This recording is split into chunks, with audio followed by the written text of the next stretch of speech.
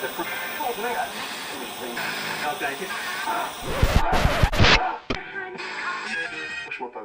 of it's big. 30 million. Hello everybody, welcome to From the Couch Tutorial Day. It's a Monday, and today what I want to show you guys is a mood board, something that I have started creating for our clients, which basically sets the tone and idea of the website, cuts out a lot of stuff later in the process. There's some details which you can get rid of at the beginning, which you can clear up, and this is very quick, but I just want to run you guys through it. Okay. First of all, this was inspired by the legend Liam McKay.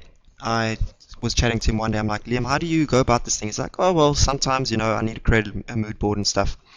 And at the beginning of this year, I was saying to Mark, we need to up our game in terms of the web development phases, and basically we need to take a couple of more steps in the design phase and the coding phase, better planning, so that towards the end of the project there's no more surprises. Okay. Part of that is creating a mood board or wireframes or something which can basically give your client an idea of the process you want to take. Okay. What we have here, let's just zoom in quickly. Okay, we have the layout, which is just wireframes. Okay, there's not much detail here. I use the 10 pixel method to do this. For those of you who don't know what the 10 pixel method is, go to wearenotfreelancers.co.za. In fact, I'll just link it up right now. Okay, and basically what I do is I set out the wireframe. Usually I give them a home page design and then 2 sub-page designs. Okay, these are just general layouts. I read their emails quite intensely and see what they want. Is it a blog layout, or is it a sort of a completely unique layout which requires a bit more time and planning. Okay, and then also get some colors. What I usually do is I ask them to email me the colors or some sites that they like. I then take some of the drops out of there and create a couple of color schemes. I'll also pick colors in the same way that I showed you in a previous tutorial using photos.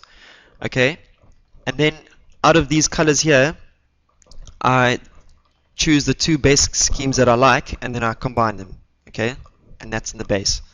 Now please excuse my spelling on the right hand side here as we get to inspiration of sites. Okay, what happens here is either the client will send me sites that he likes or they like, and I choose the best 4 which I think are going to suit their brand or basically their brand the best. Okay, I lay them out and I give a sort of description of what I'm thinking and why I like those sites and why I think that they will suit them.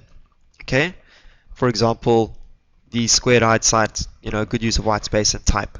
Okay, and then with this particular client, they like hand-drawn design. So here's a site here which has a hand-drawn style, and then I like the way that the colors have been used in this an idea site, and blended complementary colors, and I'll always put commentary as much as I can. Okay, along with this mood board, I also attach some documentation which I explain. Okay, lastly we have the textures, and this is just basically the type of the look and feel of the site is going to have this type of like rough feel in this case, which is crumple paper, that sort of grunge idea, but not generally grunge. Okay, and then in this case it will be like shiny buttons, so I've included a shiny button sort of texture. It has a nice fade, you probably won't pick it up, and then the gloss look. Okay, but I mean this will be used sparingly, but I'll put that in the documentation. Okay, what this gives the clients is something that they can look at, mull over, and instead of you sitting there creating, let's say jumping straight into this phase here, which is spending a lot of time choosing the textures yourself and creating a layout, and then you're offering them 2 different designs, so then you got to start again, and that's another, let's say 12 hours of your time of planning. Rather spend 4 to 5 hours creating a mood board. Okay, that includes doing the wireframes, picking colors, reading the emails properly, choosing the right textures, and doing documentation. Okay, from there you'll probably spend another 2 to 3 hours on modifying the wireframes, etc., according to what your client has said, and instead of spending 24 hours on the initial design phases, you'll have spent about, let's say, 12. So you've basically cut it in half. And this is something I highly recommend for everyone. It's been working for us lately. We've been using it since the beginning of this year, and we used it for our theme. I sketched something out, and then I put it onto onto fireworks, and basically did a wireframe. And then Mark and I chose textures, and yeah, we took it from there. Don't forget that your wireframe must be very basic, okay? Don't spend like 20 million hours. Just do the basics, 10 pixel method. Make sure your spacing's good. Black and white, basically, and, you know, lorem ipsum type. And just use the titles, okay, to explain the area of that page, okay? In this case, I've only stuck on the home page because I wanted to get this out to you guys today, and I haven't had a chance to create a real, like, proper one. And I can't use previous examples because that gives away what we've been doing for those particular clients.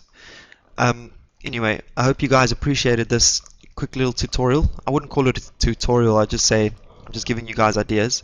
And yeah, thanks for watching. This is David Perel, brought to you by Obox Design. Oh, before I leave, make sure that your mood board is professionally laid out, okay? I mean, these borders and everything, I took a while to sort of select them. I'm using the Obox font, and you know, everything must look professional that you do, okay?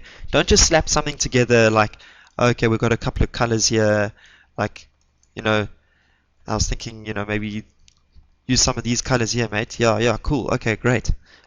You know, I mean, that looks terrible, okay? Lay everything out professionally, spend a bit of time with it, impress your clients, and trust me, it will work out for you better in the long run.